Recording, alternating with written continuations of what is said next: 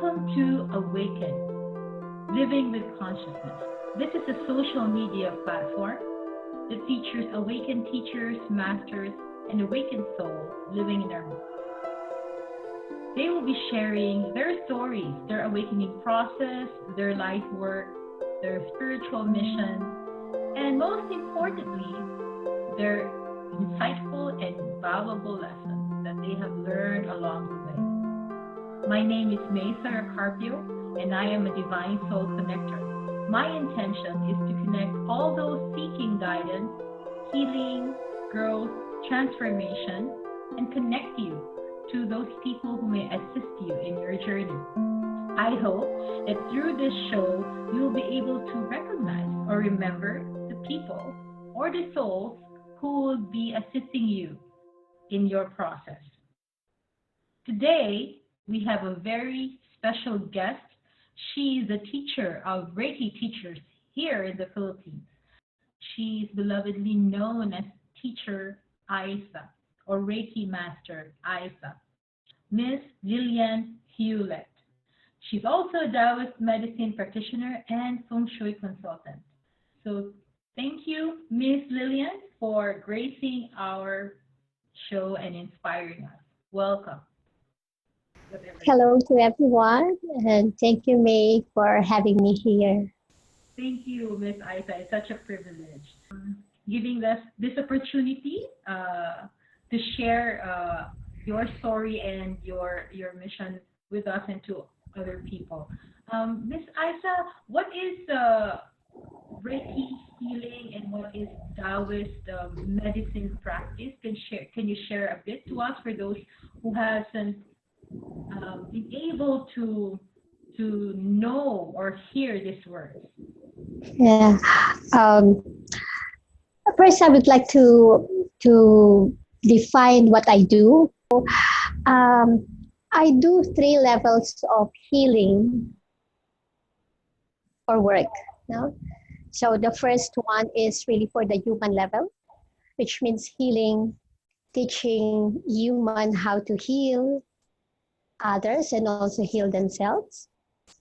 And also I also do some earth work, and the earth work, which means healing the place where we live. And that is where my feng shui practice goes to. No? And then I work with the heavenly divine spirit beings, and that's why I work with the angels. So the Reiki goes with the heavenly work because the Reiki is a kind of healing and a spiritual practice that involves healing yourself and healing others. So the concept is we channel the divine energy coming from the divine God, and whatever name na pwede nating itawag to God, no? So we channel the divine energy to heal ourselves and to also heal others. So healing can take in many forms, like it can be a meditation practice in which we practice different kinds of Reiki meditation, and then hands-on healing. The hands-on healing can be for you and for oneself, for others and for oneself. Okay. And then the Taoist medicine also goes into that level of healing. So we believe in that there is a heavenly healing, there is an earth healing, and there's a human healing. And those are the 3 kinds of medicine. So for the heavenly, there are really different kinds of conditions that cannot really be healed through the human way. That means you cannot just take a medicine and heal or cure a certain illness. So we do that with the heavenly way. So our acupuncture is really different. So we use prayers, we use rituals also, or incantation. Incantation and prayers are also the same. to do the acupuncture. It's really an intuitive way because we really feel the energy and the different techniques of how to do the acupuncture. We also use the itching to know what way, how we can really treat the person. And then the Taoist practice also involves the Feng Shui itself, and that belongs to the earth healing. So some of the sickness really comes from the place where we live in, the arrangement of the place, the energy of the place. And of course, for the Taoist medicine, it also goes with the human level. It involves how you think, how you feel. So essentially, the Taoist medicine really comprises all the different levels of how a medicine should be. So that's very interesting, Miss Isa, as you mentioned that an interesting strategy or interesting system of seeing healing in different dimensions. As you mentioned, there is the human level, and there is the earth healing, and then there is the heavenly healing. And Yeah. and so what you just said is it seemed to be like a different factors merged into one, and they have like different approaches in everything. But actually, how you explained it to us is more of like they're all really integrated. Is that Yeah. right? Yes. Who can you say like would benefit from like this kind of healing? For example, right now, like the number of people having cancers are growing, and if a person who has no means, well, let's just say if a person recently is diagnosed with that, but is seeking like alternative ways of healing. How can we put into these different levels of healing? Yeah. At first, of course, when the person comes to me for healing, I will have to really see first on the energy level. So the energy level will have different levels. So the energy level can be the spiritual or the heavenly level.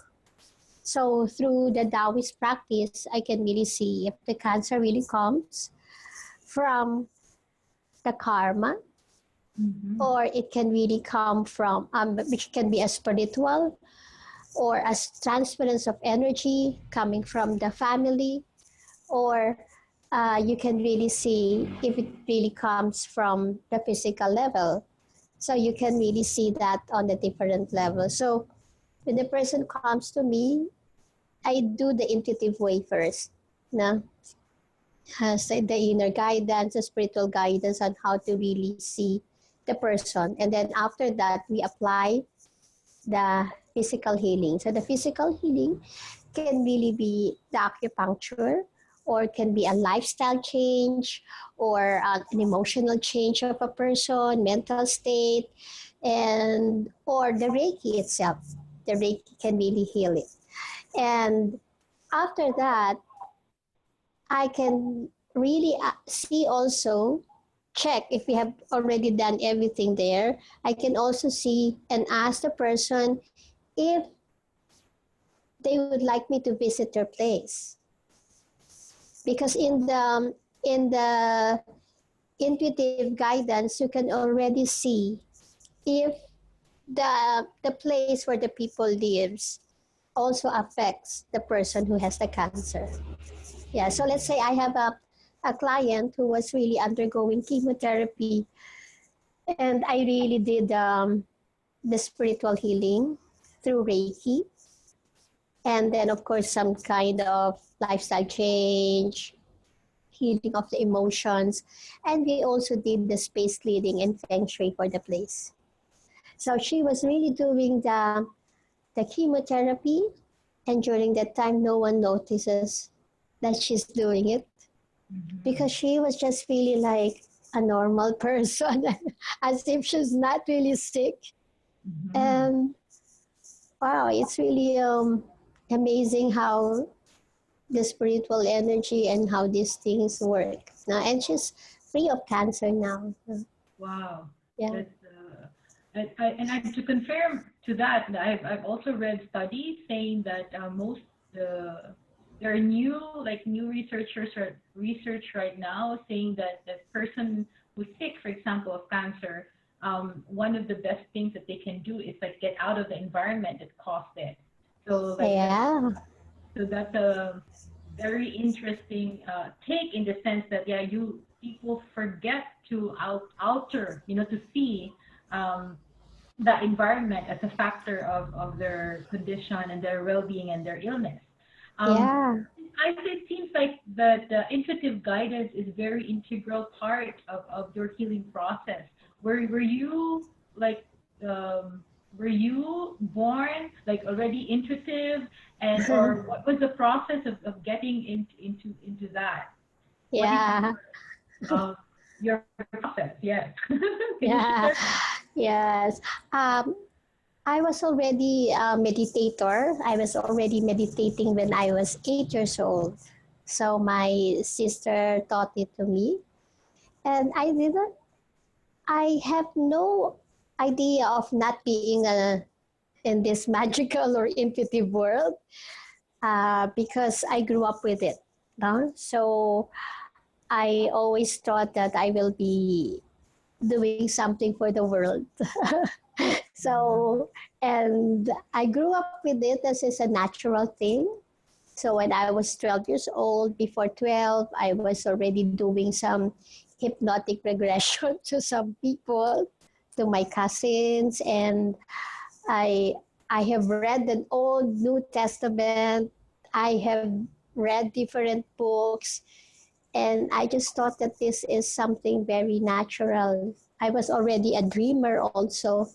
So whatever I dream, it happens. I will dream of different saints, Mother Mary, and I also would like to be a saint. So that is the thing that I was really dreaming of, to be one, just to serve, and to serve our Creator, our God. So, but when I was already in high school, that's when I realized that not everyone was really seeing. So I just really have to keep to myself. But I grew up very differently. So because I know that some of the things are not understood by other people, so I just really keep it to myself. And and I know that I am not really a little bit different from the others. But I don't want to say the word different, but that's how some of my classmates who have also been a Yes. Reiki practitioner now describe me. Because when all of them are still in crushes and crushes, I am in the world. Yeah, how to change the world. So yeah, I grew up with this. So I don't know how it is to really be not with this kind of thing. Yeah. And what led you to finally go to the path of healing? Yeah. When I was 12 years old, I was already laying my hand to my mother, who was then dying with cancer. She eventually died when I was 13. No? But I was already laying my hands. She will call me, and then she will ask me to lay my hands on her tummy. So that's how I did it. And then um, I was already like 26 years old, and I was really searching because I would like to have a name for what I'm doing. I'm not I'm not against any albulario, but I don't want to be called myself albulario. so so I was really praying to God, and I said, God, please give me the name of what I'm doing. So I also started to attend different psychic courses of Jimmy Licauco, like that, to really understand what I was having or I'm doing before. And it really did help me. And then in 2003, I said, I really need to find a name for what I'm doing. And I prayed again to God. And then I have a group called Ecofeminism. And there was a member there who said that she does Reiki. And when I look into to the meaning or description of Reiki, and I said to myself, oh my gosh, that's what I'm doing. I would like to have that name to what I'm doing. And then one of the students who attended our psychic course said that there was somebody in the Philippines who was really teaching it.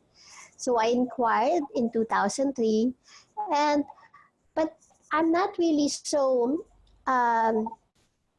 much into the monetary aspect yet during those times. And I said to myself, why is it so expensive to really study this? So does it mean that I have to really also charge this way and whatever?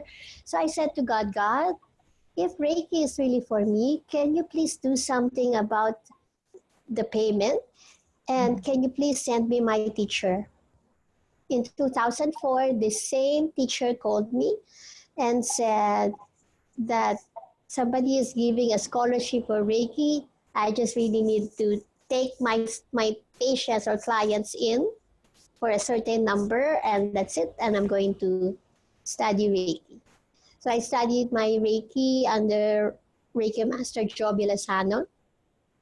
Yeah. Right. And then that was 2004. And I also did the Reiki level 2, and then to a different teacher. And then in 2006, I said to myself, I want to teach. I want to teach. I want to create manuals, because during those times we didn't have any. So I just really want to create manuals. And I said to God, God, if you really want me to be a Reiki teacher, can you please send me my teacher, and also do something about the fees? Because the fees is really high for a Reiki master. And I said to myself, if that is really so high, that means I cannot really teach it to a taxi driver. I cannot teach it to somebody who cannot really even pay. So I need to experience something so that I can also give it for free. And then by that November, and I also said to God, can you please send my teacher in November or December? So, and then by November, I met somebody who brought me to their house, and I did a Reiki healing to the parent. And this couple told me, what level are you? And then I said, Reiki level 2. Don't you want to be a Reiki master? I said, I want. So because we are Reiki masters from London, and I really think that we cannot really teach here in the Philippines because we are already old, we would like to have somebody to attune, and then hopefully you can do the work for us. So, and that was in 2006, and then in 2007, I said to them, oh, please attune me for the Reiki master in 2007. So that will be 3 years of Reiki practice. So in 2007, I got my certificate, a Reiki master. And the next question is, will I be a full-time or not? So because that is interfering, the Reiki work is already interfering my work before. I used to work in an acupuncture institution. We teach acupuncture, and we have a clinic for that. So, and then in June, I said to God, God, I'm going to resign from my work. And then please fill up my schedule, because if you're not going to fill up my schedule, I will go back again because I have nothing to do. So in June 2007, since then and up to now, my schedule has been filled up. And I was unable to go back to my work. And this is like from Reiki, it branches out to different work. From Reiki, I was led to the earth work. That's where the Feng Shui comes, no? And then from earthwork, I was led to the angel work. So those are the 3 areas that I'm working. So the Reiki, which is really for the awakening of the individuals into meditation and healing themselves into spiritual practice. The earthwork, which is the Feng Shui, is healing the earth. And then the angels is having all the angels work with us because they are just here. So that's my work. Thank you very much for sharing to us. And what I've learned from this So far, your story is very amazing and inspiring, and it's first that you started at an early age, and I know like I know a number of people who does start at an early age but doesn't really know what to do because they're being programmed like, oh, you should do this, like in this kind of work, don't do this kind of work. And then I've Mhm. experienced that myself. I experienced healing when I was young, but then I was like being pushed towards medicine. Inspiring from your story is that even though there are challenges, like how I see one of the challenges is the money, no, to pay for the fees for the training, and I will go to that in a bit. But your story encourages like a lot of people to ask and find a way to be able to do their path, like what you said, that you just ask and this higher guidance provided you with opportunities, with people, with money, and that's very encouraging for all those who want to take this spiritual path. And also what I've learned, so there is this topic about like before the albalarios in the Philippines, example, we're supposed, like most of the people would say, oh, you should do this service for free because because this gift is given for you to you for free. And your story is one example that yes, you have the ability, but you have to hone it. You have to like undergo training for it, and that involves also resources as well. Mhm. And to keep doing what you do, you also have this flow of energy coming to you in the form of energy exchange. Why energy exchange is also important in uh, in this healing work because it the healer like you're doing a lot of healing for a lot of people and the earth, and connecting with them with the heavenly forces, aligning them with the heavenly forces. To continue doing it, you have to have the resources. Yes. So thank you for that. Are there were there any other like obstacles and challenges during like when you were in this path? Because I've seen that you didn't stop only from Reiki. You went to acupuncture, you went to Reiki, and then you went to feng shui, and now it's like there seems to be like an evolving path ahead. Yeah. Yeah. Um, First is when I told myself I'm going to be a full-time Reiki practitioner. One is a challenge for you to trust God. Because, during that time in 2007, I was the breadwinner in the family. And I was telling myself, how can I send my children to school and how can we live? And then what came to me is you just really have to trust God, that God will provide. And that's what I did. So I told myself, God is my employer. So Yeah. I put all my budget every month. I put it on the paper and I put it in the altar and I said, God, this is my budget for the month. Please help me provide for this. And that's it. So I was able to really let go and let God take care of all the resources that are coming to me. And I always say to myself, I own nothing. Everything that comes to me is also given to what my responsibilities are. And it's just a flow because it's an abundance, it keeps on coming, it flows through you. All the people who give the fair energy exchange to me are also the channels of money coming from God. So I bless all the resources that come to me. I put it in the altar before I use it, and I bless it.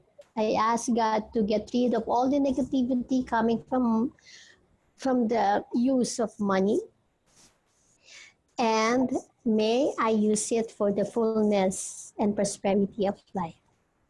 So that's one. The second a challenge that I have is all through my practice is during the time when I was not really in a very good relationship. In a way that as a healer, I should really be at peace, no? But during that time, I was really in a challenge of really thinking, should I stay in this relationship or should I follow the path of spirituality or spiritual healing?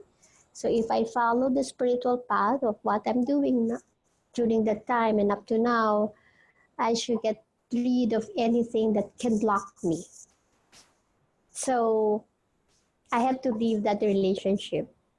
And God is so good because after leaving the relationship, I found a person who is really be my spiritual partner. And I asked God also for that. Every details of the person, if God is willing to give me a spiritual partner, may this be a person like this. So I wrote it to God and God gave it to me. So I'm now married to my spiritual partner. Wow. That's Yeah. your story, Miss Isa, just gives me goosebumps in so many levels because I'm that there is like a lot of spiritual practitioners right now, and those who are learning to be healers, facilitators. Those are the very two things that are, the obstacles and challenges that are facing Mhm. with the resources. And thank you, by the way, by sharing your secret. And we'll start doing that. But yeah, this is a very, yeah, trust in God for the resources, because if it's meant for you, it's meant for you, and to be not attached to it, because it is indeed a flow, and if other people are channels of blessing, you are also a channel of blessing to others. And so Mm. thank you for that. And yeah, and also the second one about relationships, it's Mhm. very, very hard to detach. I mean, the hardest part, to detach from relationships that does not serve you anymore in a spiritual level. And Mhm. and so like that is very inspiring for most of the people who are awakening right now, because that's what usually is happening to most people who are awakening. All their relationships are falling apart, and all their ways of living are falling apart as well. So what is the message that you can give to those who may be, have this feeling that they are meant for healing, or they're meant to be healed, um, or meant to heal as well others? What are your messages for them who are just like dawning on their process of realizing that path? Mhm. Yeah. First is you have to know yourself. I mean, you have to accept that there's something within us that really needs to be healed. And then when we already know that there's something within us that really needs to be healed, we have to seek help. And seeking help is external and internal. The internal is your asking God. That's the first one. And the second, through the guidance of God, then may you be led to the right person who can heal you. And may you be led to the right path that you can also help yourself. So healers are just like a channel. The real healing is within us. So go and trust God. That's the first thing that we really have to do. Trust that everything will take into its place. Trust and then act. Trust and courage go together. So you shouldn't really, when you have the trust, then you will have the courage and then act on it. Acting on it, you should be open whether the process is painful or not. But when you know that it is just a process, you will never really say if it is painful or not. You will just accept that it is the process. And when you accept that it is the process, the healing comes easily without judgment. And Wow. that's all. Yeah, that's a very, very heartfelt. I feel it in my heart. you know, Mm. the message of trust and courage, and it goes together with acting on it, because most there are people who just trust and just wait for things to happen. And there's people who do something about it with the trust in their heart and the courage in their heart. So Mm-hmm. Yeah. thank you, Miss Isa. Can you share to us how um, they people who might be viewing this, who are touched by you as I am touched, and who recognize um, that they need to be working with you and have that desire to work with you? Can you tell us how they can contact you, or how can they connect with you? Yeah. My work is really leading oneself or people to really find their true self. So if you want to really find your true self, which is the grace of our life here on earth, you can go to my website. It's called www.cosmichealer.net, or you can message or call me at 0977 706 0661. Yeah, so my email is also there in the cosmichealer.net, so they can message me there. And thank you, Miss Isa. What can you share to all the viewers now that will help us open to that grace that you are sharing to the world? Yeah. What we can do is like an inner connection meditation. Yeah.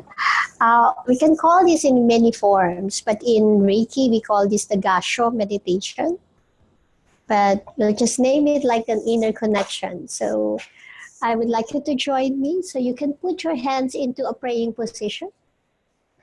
This praying position is a very universal position. All the religions have this position, and this means the two opposites coming together, the heaven with our all the fingers pointed upward to heaven and with the palm downward. So this is the connection of the heaven and the earth. And when it rested on our heart, so this is a connection to our heart, where our soul also resides. So let us put our hands in the praying position and let us slowly close our eyes.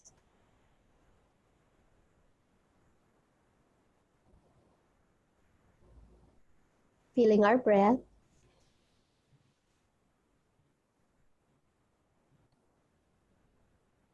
Our breath is a gift from the divine God.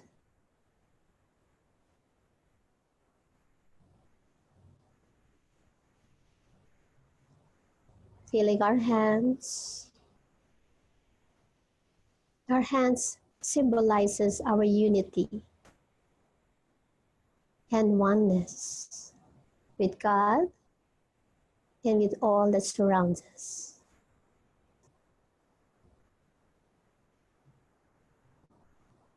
For a couple of minutes, let us just feel our breath and our connection to the divine God.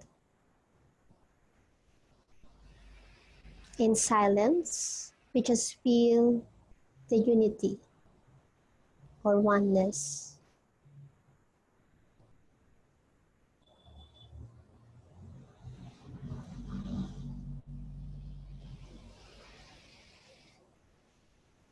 Just think of the divine God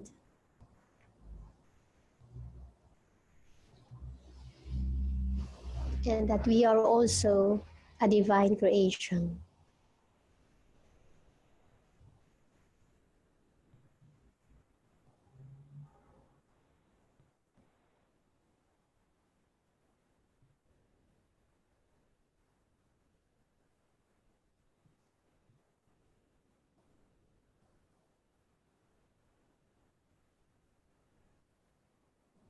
You may also say in your mind, I am a divine creation.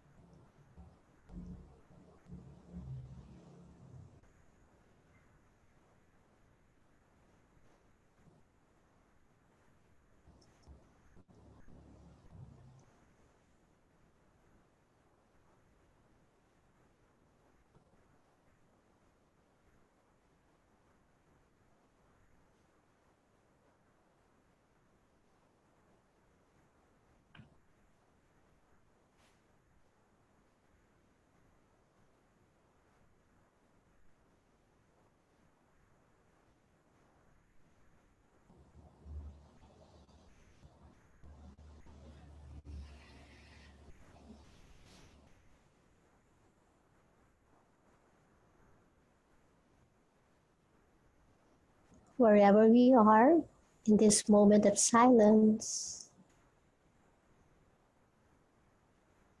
just affirm that we are a divine creation.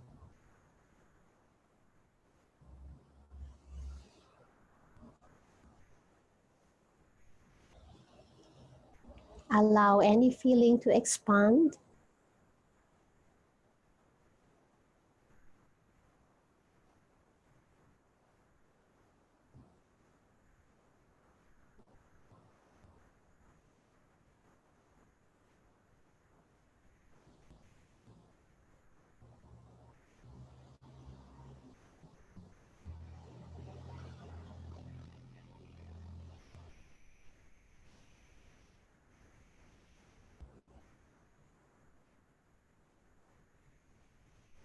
And now slowly let us go back. Go back to the feeling of our body, of our hands, and of our breath.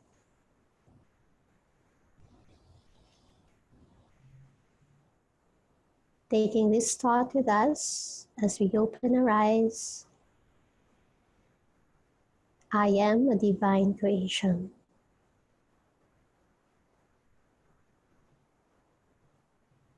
Now at the count of 3 to 1, let us slowly open our eyes, remembering I am a divine creation. Ready? 3, 2, 1. Slowly open our eyes. Thank you very much, Teacher. Thank you. My experience with that is I feel as I affirm that I am a divine creation, like my energy just expands, expands and connects to everything. That's the feeling. So thank you very much for sharing your Thank you.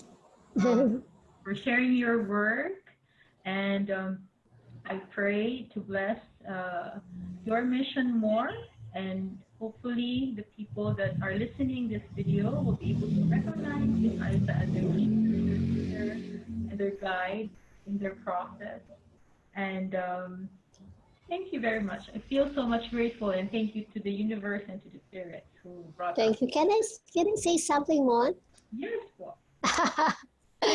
This month is an angel month. So the 28, 29 are really the day for our archangels. For the 4 archangels. So we have the Archangel Michael, Gabriel, Uriel, and Raphael. So let us remember that we have angels around. Yeah. That we can call up. How can we more get connected with angels when we do our healing work, spiritual work? A thought, just a simple thought that they are present. With that thought, you can already feel their presence because they're just around us. All you need to do is to recognize that they are here around us. Thank you. Thank you. You're welcome. Thank you.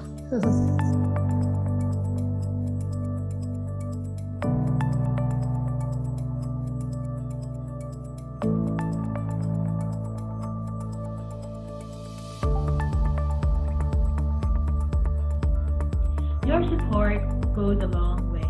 Liking and sharing this video will enable us to continue doing our work in featuring awakening